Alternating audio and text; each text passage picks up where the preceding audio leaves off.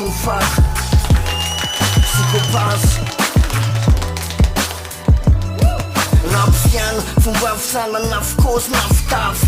Herim-pitolomany io avao anaty rap. Tetsoasina resaka tsaranga, tsy fitofiana hoaravina ho hevitra amin'ny fonoaja rap. Famporatsiarany zany hoe tontolo tsisy erisetra, hoe ianam-pilaminana ny rehetra rap. Fampokina timbora rombotra, tsampony fitiavana manona fijerena tafasy lokom-borokodro. Efa nitanjona tsy hoe tsy tokotoko atao hoe unity ny tsara no resaka ny tokona foko. RAP fa samy manandanja ny olo, fahaizanao mandefitra na mpitsahatra ny tolona rapy.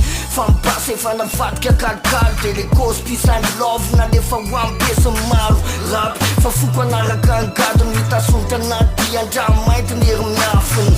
Eranetezana izy rap tsara joro, tsy rivotra mitsoka natao amelona fa tsy hoe amono. RAP fa mbola mitady fansono, de fonona ny ady fa mahery sy tanora. RAP fa malalaka le sara sy le mbana, tay anao mihoatry no mary, tay alala sosiny tsara. Tadasika amin'ny beara, tadasika fa tsy tasoritra, nakako fahalalana na tsapako hoe maivanany lalàna malona foratsy ny tsirariny. Rap totondrony fokana hatramy farany, rap ko angambany de hoe mizara fa tsy mitady tampony. Sekory ny fiainana izy ty sarany, de reo zay mbola mijoro sady miray lalana. Penina sy tastara miampy maiky ny ena-tanany. Rap fa mafana ny korana, mafana ny lanonana, de mikifa ny tanàna. Ao tsara, tonga sana ho angedimpo sy fara, adoran'ny senitay anova satria mbola star. RAP mijera lavitra, anova ny tantara.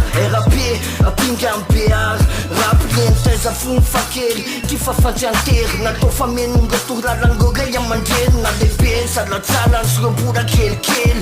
Fiaina, fomba fisanana, fitafy, fiteny, ombeny raha solafaka hitako. Tsy ato raha mbola hoe tolona ny rap, ka RAP le loko roa ambizato ny faka, na melombelobolo ny tontolo iriko lalipaka.